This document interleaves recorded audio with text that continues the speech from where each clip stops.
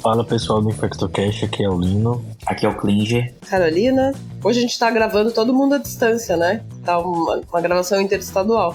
Tô eu aqui de Santarém, o Klinger tá em... Onde que você tá, amigo? Minas, né? Eu tô em São Paulo. Ah, você tá em São Paulo aí. Então não é só eu que tô fora mesmo.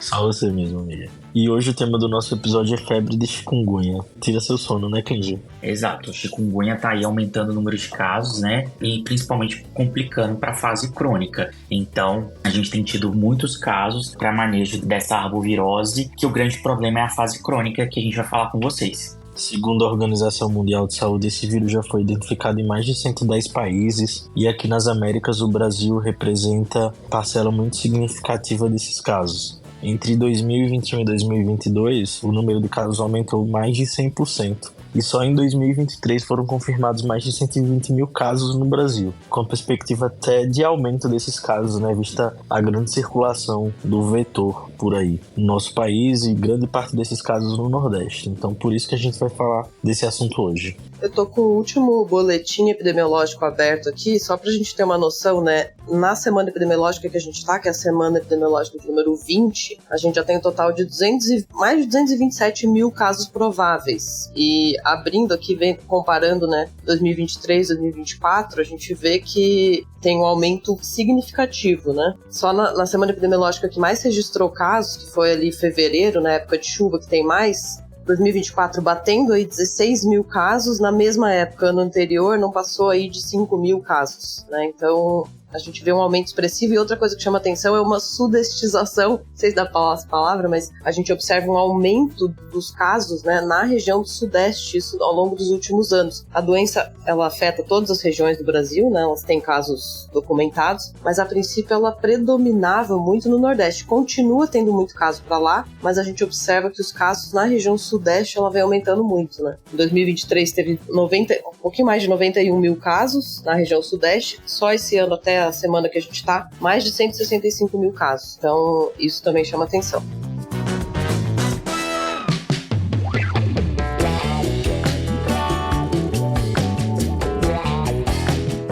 Mundialmente, essa doença já é conhecida desde 1952, quando foi identificado lá na Tanzânia esse caso. E aqui no Brasil, a gente começou a ter casos a partir de 2014. E eu lembro que eu estava na graduação, no 5º período, quando eu vi pela primeira vez esse nome chikungunya. E aí, ignorei, né, porque achava que não ia evoluir com nada, mas hoje é uma arbovirose bem frequente. E em 2023, especialmente, né, a gente teve esse aumento desses casos dessa virose. Infelizmente a gente achou que ia flopar, mas irritou muito, né? Sim. E aí essa palavra chikungunya, ela deriva da língua africana kimakonde, significa aquele que se dobra, aquele que se torna contorcido. Daí a gente já tira um pouco do que essa doença pode causar, né? O tanto de dor, deformidade articular, de manifestações articulares resultantes. E os primeiros casos descritos foram lá, os primeiros surtos, na verdade, né, foram relatados na Ásia e na África entre 1960 e 1990, quando o vírus mantinha uma circulação muito selvagem, com alguns casos acidentais de transmissão humana.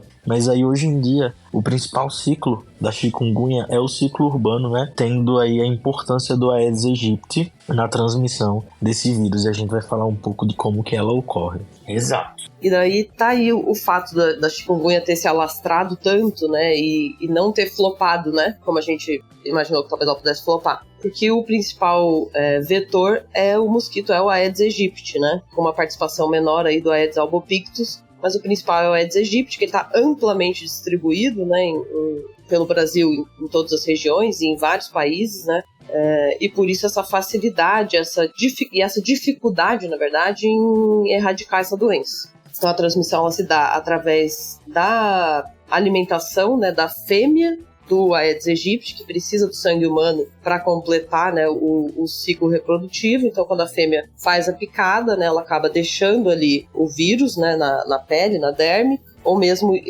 na própria corrente sanguínea, e aí a gente tem a infecção. E aí, no ciclo urbano, o principal implicado é o Aedes aegypti, mas também tem localidades em que o Aedes albopictus está relacionado à transmissão do chikungunya. E aí há uma projeção da OMS para aumento dos casos de chikungunya, porque há uma adaptação dos vetores para a transmissão desse vírus. O Aedes albopictus, ele tem uma maior facilidade de reprodução em climas temperados e climas frios. Então também há o risco da expansão dessas doenças em áreas como no norte da Europa e América do Norte, não só aqui nas regiões mais tropicais como no Brasil. E uma coisa interessante é que aqui no Brasil circula uma linhagem do vírus, que é a mesma linhagem que ocorre lá no sul e no leste da África Central, que é uma linhagem que tem uma alta capacidade de disseminação e está relacionada a casos mais graves. Então, também temos esse problema.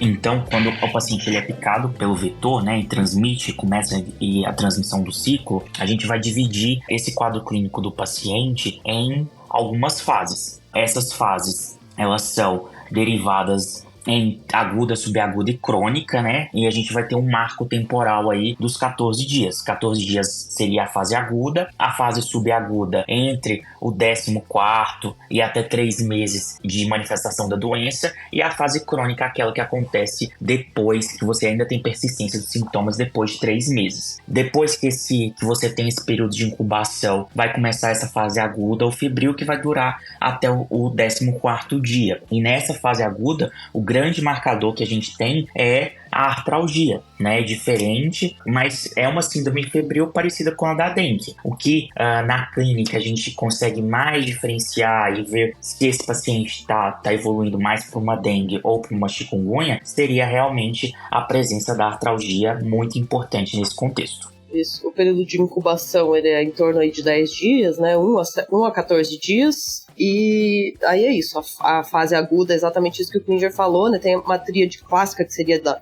febre, que costuma ser uma febre alta.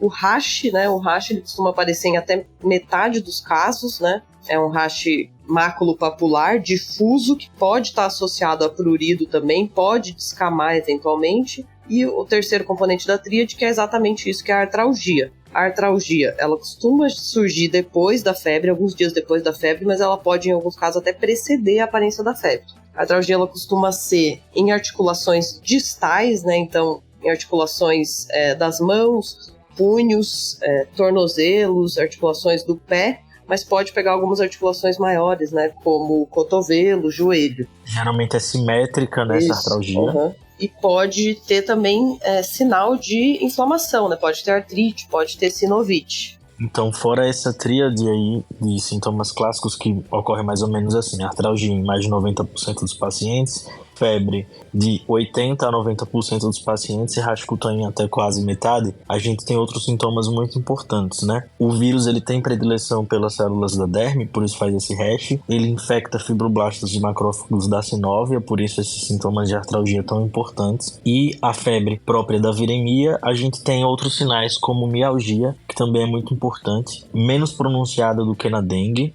E outros sintomas como cefaleia, conjuntivite também podem estar presentes, mas são menos comuns na febre de chikungunya. E essas são as manifestações, digamos, mais comuns e dos casos leves, né, nessa fase aguda. Mas a gente também observa um espectro, né, de quadro clínico muito variado. Então, às vezes os pacientes apresentam muitos sintomas, às vezes são oligossintomáticos, então ficar atento quanto a isso, porque pode ser tudo, né? Como uma boa virose, né? Quando uma boa doença viral, ela acontece e acomete com múltiplos sintomas, né? Exato. E a gente tem também as formas, os quadros mais atípicos, digamos assim, né? Então, pode ter acometimento do sistema nervoso central, como meningoencefalite, Guillain-Barré, quadro de convulsões, neuropatia, pode ter acometimento ocular, fazer uveíte, neurite óptica, e por aí vai, né? Pode fazer miocardite, pode ter diversas manifestações em basicamente qualquer órgão, né? As principais são essas aí que a gente falou. Os pacientes que estão mais sujeitos a formas graves, né, e complicações, e aí as complicações graves são basicamente quando a gente tem acometimento do sistema nervoso central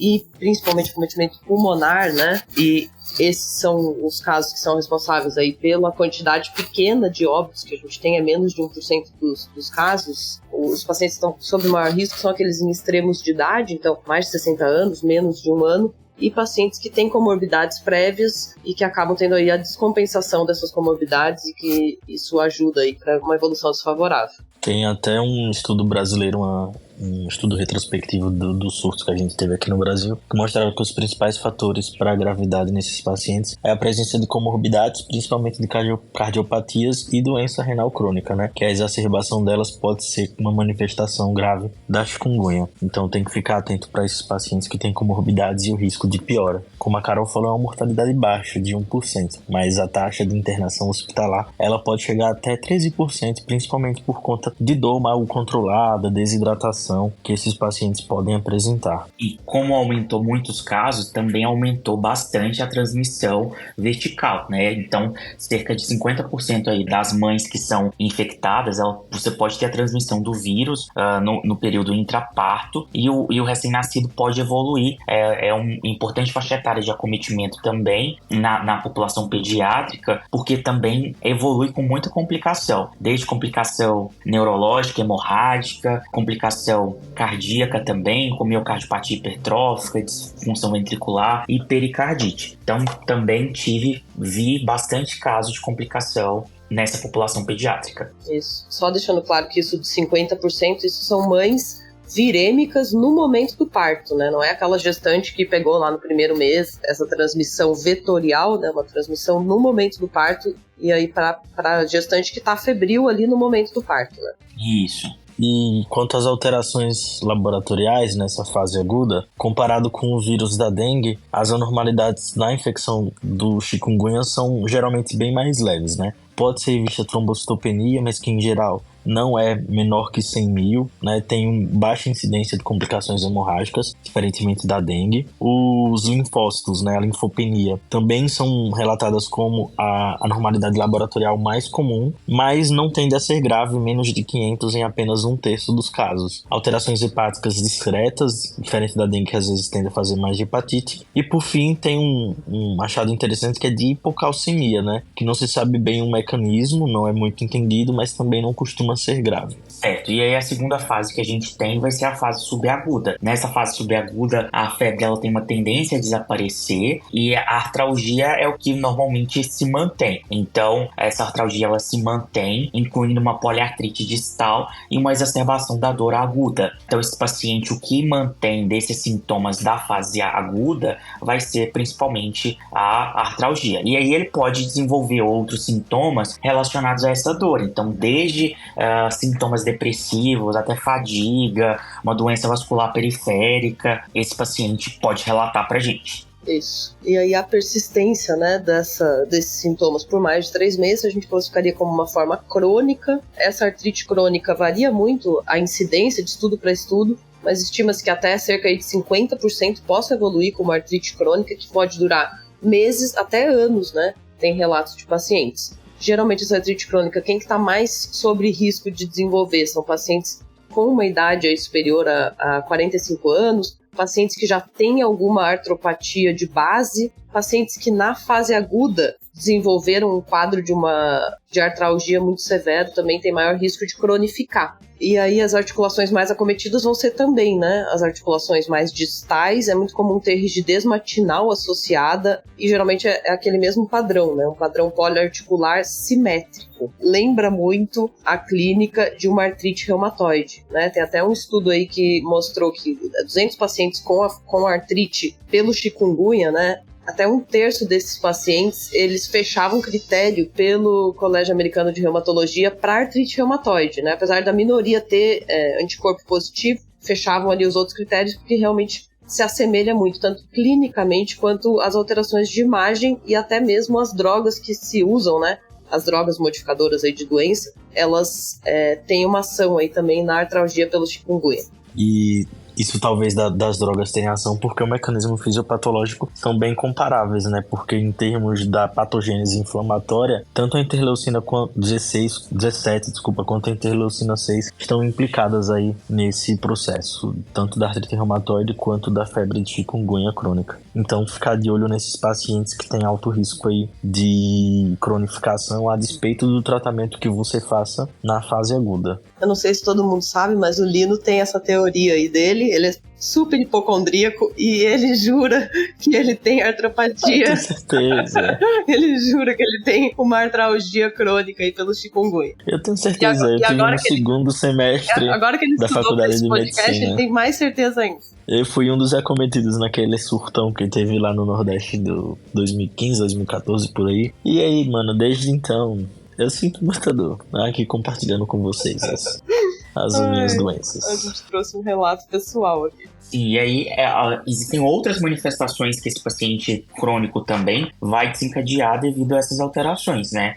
Então, alteração de memória, déficit de atenção, esse paciente pode ter alguma alteração cerebelar, ele pode evoluir também muito comum com a dor neuropática, que a gente vai ter que diferenciar também se esse paciente tem um componente neuropático aí nessa dor, para a gente fazer a medicação específica. Então, é um combo de manifestações aí e o paciente fica bastante difícil manejar. Então, tipo, apesar de não ter uma mortalidade relevante, a taxa de morbidade da chikungunya é muito alta, né? Interfere muito na qualidade de vida, relato de afastamento por conta do quão debilitante pode ser a dor desses pacientes. Então, só fazendo um remember aí, a gente tem os pacientes na fase aguda que vão se apresentar com uma síndrome febril, com muita artralgia simétrica, periférica, com alguns outros achados comuns a outras arboviroses, infecções virais, como rash cutâneo, mialgia, prostração. Em geral, uma febre alta, maior que 39 graus e autolimitada, tá? E aí, boa parte, a maioria desses pacientes tem essa doença que se resolve nessa fase aguda dentro dos 14 dias, mas alguns pacientes com características de alto risco, seja pela idade ou presença de comorbidades pré-existentes, podem cronificar, né? Podem ir para uma fase subaguda que dura até 3 meses ou ir para uma fase crônica com duração maior que 3 meses, que é caracterizada por dor incapacitante. Agora, como a gente faz o diagnóstico desses pacientes? Então, o método de escolha, né, seria a gente ter um RT-PCR para chikungunya, né, o melhor dos mundos, na fase aguda, a gente poder ter um diagnóstico molecular aí, da amplificação desse material genético. Porém, não é o que a gente tem, né, então a gente acaba tendo os métodos sorológicos ou imunocromatográficos para esse diagnóstico. O que a gente acaba fazendo na prática é solicitar a sorologia para chikungunya, né, com a porção IgM e IgG. Exato. Então, até o 8º dia ali, o que é preconizado é realmente o teste molecular, né? O IgM, ele costuma positivar ali com uma média de 5 dias, então ele aparece cedo, ele vai atingir um ápice ali em 3, 5 semanas e vai persistir por 2, 3 meses. Então, o que se preconiza é o PCR até o 8º dia, e a sorologia, e a partir do 6º dia a gente já pode ter a positividade do IgM. Outra coisa que eles colocam como uma possível ferramenta diagnóstica é aquele paciente que já está numa fase crônica, que tem uma clínica sugestiva e que vem com IgG positivo. Isso poderia também corroborar o diagnóstico. Uma outra possibilidade é a gente fazer uma sorologia pareada, né? Então, esse paciente ele já vem com IgG, você não sabe se aquilo é de antigamente ou de agora. Você repete aí daqui umas 4 semanas esse teste e ele vindo com título aumentado aí mais de 4 vezes, né? Desde que do mesmo laboratório, do mesmo teste, isso também confirma aí esse diagnóstico laboratorial. Só lembrar que em regiões onde o vírus da chikungunya é coendêmico com outros arbovírus, né, que é o nosso caso, seria muito importante ter testes com uma especificidade diagnóstica maior, porque esses testes sorológicos eles têm um risco de reatividade cruzada com outros alfavírus, como o maiarovírus, que também é um que promete aí no Brasil, e até flavivírus, como o vírus da dengue, né, que isso aí pode atrapalhar o diagnóstico. Então, sempre tentar unir o quadro clínico com esse resultado sorológico do paciente e, no melhor dos mundos, olhar como se comportam os anticorpos ao longo do tempo, principalmente esse aumento dos títulos aí do IgG, né, que inicialmente vai estar baixo para depois positivar, e do IgM, que tende a permanecer alto por esses 2 meses, como a Carol falou. E aí, nos casos das manifestações graves, você pode fazer PCR no líquor, né, você pode fazer PCR, né, se tem uma biópsia lá de miocárdio, não sei. Você poderia fazer esse diagnóstico através do PCR também. Mas que acaba que a gente não faz na prática, né? Você acaba perdendo esse tempo aí de persistência viral. Isso.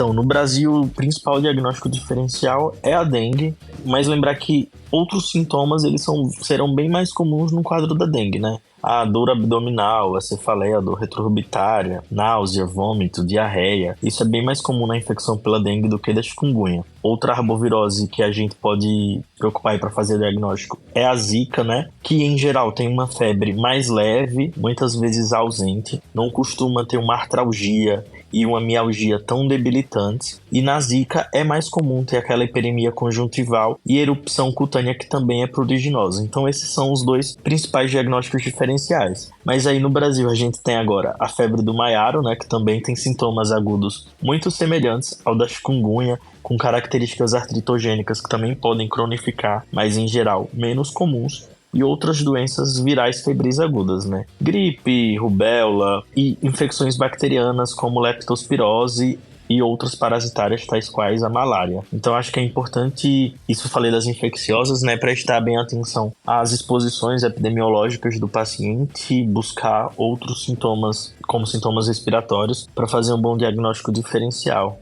Exato. Na parte laboratorial, uma coisa que ajuda com a dengue é o hemograma simples, né? Que a dengue é aquilo que a gente já comentou. A plaquetopenia da dengue ela é mais acentuada, né? A chikungunya, ela pode fazer plaquetopenia, mas ela é uma plaquetopenia aí que fica acima de 100 mil. E na dengue chama mais atenção a neutropenia, já na chikungunya chama mais atenção uma linfopenia. Exato. E partindo então agora para o tratamento, nós também vamos dividir o tratamento aí com base na fase que esse paciente está, né? Na fase aguda, a fase subaguda e a fase crônica. A fase aguda desse paciente, ele é bem semelhante à da dengue, né? E os riscos de complicação também são menores do que quando a gente vê esse paciente lá na dengue. Então, se esse paciente ele tem essa febre acompanhada de artralgia intensa, a gente vai classificar, avaliar os sinais de gravidade. Esses sinais de gravidade que eu vou precisar de me atentar vai ser aqueles pacientes que vão apresentar algum acometimento neurológico, algum sinal de choque, como extremidade fria, cianose, tontura, hipotensão, um tempo de enchimento capilar aumentado ou uma instabilidade hemodinâmica. E aquele paciente, classicamente, né, que você não dispensaria para casa, né? O paciente com uma dispneia, com uma dor torácica, com um vômito persistente, ou então aquele paciente que chega a apresentar um sangramento de mucosa, uma descompensação de doença de base. Também avaliaríamos os grupos de risco, né? Então, que é o mesmo praticamente da dengue, né? As gestantes, os maiores de 65, os menores de 2 anos e os pacientes com comorbidade. Se o paciente ele não tem sinal de gravidade, não tem critério de internação e não é grupo de risco, a gente vai fazer esse acompanhamento ambulatorial. Se o paciente ele faz parte desse grupo de risco, então as gestantes, maiores de 65, menores de 2 anos ou com comorbidade, a gente vai fazer um acompanhamento ambulatorial em observação, então com um retorno precoce. E se esse paciente ele tem sinais de gravidade ou critério de internação, a gente vai internar esse paciente para fazer a propedêutica internado. No geral, nessa fase aguda, é basicamente indicar repouso para o paciente, né? Para a maioria dos casos, né? Que vão ser esses casos mais leves. Repouso, hidratação, antipiréticos e tratamento para dor. Que aí é bem importante a gente falar isso, né? Aqui as sociedades recomendam usar analgésicos comuns mais opioides fracos. E aí você vai escalonando, né, subindo a escadinha analgésica de acordo com a resposta do paciente. Mas para essa fase aguda é basicamente e analgésico comum / opioide fraco, tá? Corticosteroide não teria papel aqui de início porque tem risco de cronificação desses casos sem resultados clínicos de superioridade. Então não dá para usar corticoide na fase aguda, tá? Não é recomendado. E aí, como forma da gente estratificar isso, né, o protocolo traz da gente usar a escala visual analógica aí relacionada à dor. Então, aquela clássica pergunta para o paciente de 0 a 10, quanto que ele tem de dor, e até utilizar mesmo a própria escala com as carinhas, né, de feliz, triste ou não. E então, nessa fase, o tratamento é este, enquanto na fase subaguda, que é aí quando o paciente está sob risco de cronificação da doença, que a gente pode usar outras medicações se não houve resposta aos analgésicos comuns e aos anti-inflamatórios não esteroidais. E aí, basicamente, são doses baixas de corticosteroides nessa fase subaguda. Isso, e aí você vai começando, né? Você vai escalonando esse antibiótico, esse analgésico. Tá doido pra escalonar o antibiótico? Isso que dá infecto falando de dor crônica, começa a sair isso. A gente vai começar, então, com dipirona e paracetamol, né?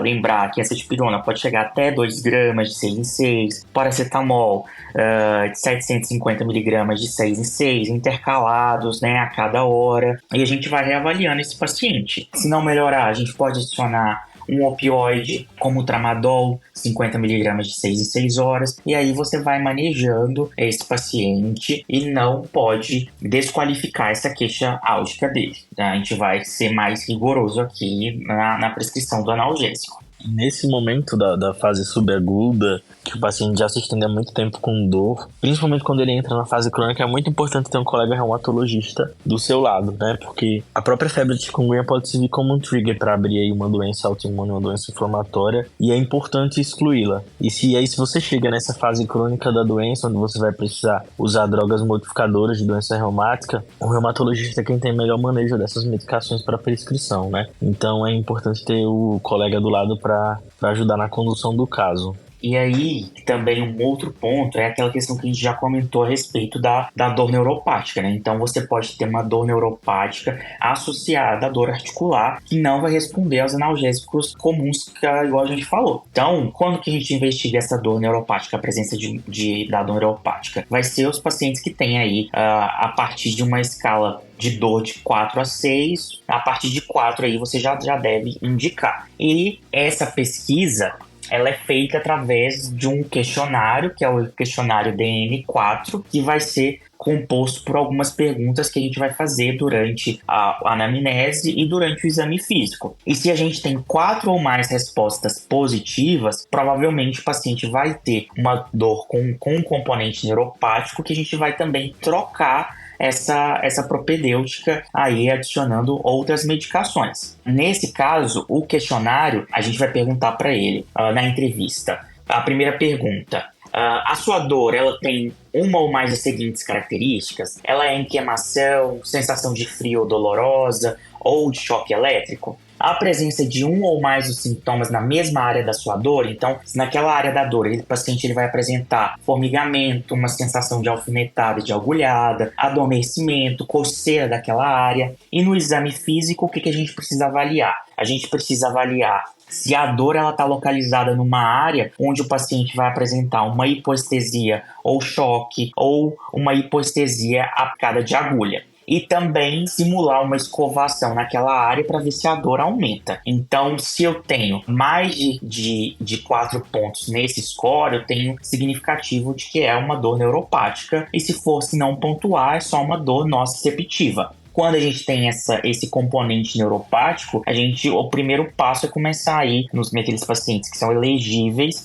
uma amitriptilina nesse caso, né? Começar aí com 50 miligramas por dia e monitorar os efeitos adversos aí que os tricíclicos eles apresentam. Então, a sensação de boca seca, a sonolência, o ganho de peso, né? O cuidado com as pessoas mais idosas. E aí, junto a isso, né, nesse caso de cronificação, além desse tratamento sintomático, podem ser utilizadas as drogas reumáticas modificadoras da doença, sendo que é a melhor experiência e principalmente de recomendação aqui do Brasil, né, da Sociedade Brasileira de Reumatologia, que alguns guidelines internacionais não são concordantes com isso, é o uso de hidroxicloroquina, cloroquina e metotrexato. Geralmente são as medicações utilizadas nesses casos com uma boa resposta, né, com mais de 80% de melhora dos pacientes. Só pra gente ter uma noção, né, do quão às vezes é difícil tratá-los, porque nem todo mundo responde com as melhores drogas indicadas para isso. Mas aí um passo, então, para quem está ouvindo a gente o paciente já está na fase subaguda a partir dos 14 dias. O primeiro ponto que a gente pode abordar seria a utilização do corticoide. Então, a prednisona aí na dose de 0,5 miligrama por quilo por dia aí, até uma dose máxima de 40 miligramas, a gente pode fazer até no máximo 3 semanas. E se houver a resolução dos sintomas, a gente vai manter aí essa dose por mais 3, 5 dias e iniciar o desmame de 5 miligramas a cada 7 dias. Porém, não é todo mundo que vai ter a melhora da dor. Então, o primeiro passo aí seria a gente tentar essas 3 semanas com o corticoide, a prednisona 40mg. E eu tinha falado, né, que não é pra gente usar corticoide na fase aguda, mas tem uma exceção para os casos graves, principalmente com manifestações neurológicas. O tratamento consiste do uso de corticoterapia em até doses mais altas, tá? Principalmente os casos de neurite, polirradiculopatia, onde também, além do corticoide, há a indicação de realizar imunoglobulina. Isso. E é aquele paciente que não vai melhorar, né? Que vai persistir com essa dor refratária à prednisona, uma dor crônica depois de 3 meses, o que a gente pode começar, igual o Lino já falou, é a hidroxicloroquina, então por via oral por 6 semanas. E se o paciente persistir com a dor, a gente ainda pode acrescentar a sulfasalazina por mais 6 semanas. E em alguns casos onde com refratariedade total desses sintomas, a gente começaria, portanto, o methotrexato, que já são centros especiais. Para poder fazer, o médico precisa ter uma maior condição de manejar. E se Deus quiser, tem um reumato junto, né? Sim, preferencialmente. Mas é basicamente isso, gente. É vocês entenderem que na fase aguda a gente vai controlar a dor. E na fase subaguda também vamos controlar a dor, mas que a gente já pode começar a utilizar a prednisona. E na fase crônica iremos utilizar aí a hidroxicloroquina, a sulfasalazina e até podemos chegar com o methotrexato. O guideline brasileiro, né, o nosso protocolo brasileiro, ele é bem explicativo, assim, uma leitura boa de ler também. A gente vai postar no nosso blog para vocês terem acesso, que vocês conseguem analisar e seguir os passos, né? Quando essa dor ela não já está resolvendo mais com corticoide, o interessante é mandar para o especialista para que aí sim seja feita essa avaliação. E não esquecer também dessa avaliação da dor neuropática, desses componentes, desse componente neuropático que também melhora bastante a vida do paciente. E falando um pouquinho só sobre novas terapias, né? Apesar de a gente não ter um antiviral eficaz contra o vírus, a gente tem uma vacina, né, que já foi aprovada nos Estados Unidos, foi aprovada no ano passado nos Estados Unidos, é uma vacina de vírus vivo atenuado, é um estudo de fase 3 que foi publicado no Lancet, né, que mostrou aí, ele na verdade não avaliou desfecho clínico, né, ele avaliou pacientes vacinados versus não vacinados, a quantidade de anticorpos neutralizantes que esses pacientes produziram, né? E aí, no grupo vacinado, a produção de anticorpos foi superior a 98%, né? E depois desse estudo, ela foi aprovada já pelo FDA. E aqui no Brasil ela vem sendo desenvolvida pelo Butantan, né, em parceria com a empresa Valneva, né, que é essa farmacêutica responsável pela produção dessa vacina que chama IXCHIQ, e tem aí previsão de talvez esse ano ou ano que vem a gente ter essa vacina disponível. Sim, tomara, né? Eles já pediram a Anvisa o registro dessa vacina. E é uma vacina de vírus vivo atenuado, né? Então não vão ser todos os pacientes que vão poder receber, de acordo com aquelas contraindicações de sempre de vacina de vírus vivo atenuado, basicamente imunossuprimido gestante que não vai poder receber. É isso. É isso, pessoal. A gente vai postar lá o guideline para vocês darem uma lida. Também vamos fazer alguns posts relacionados aí. Valeu. Valeu, pessoal. Muito obrigado, pessoal. Até mais.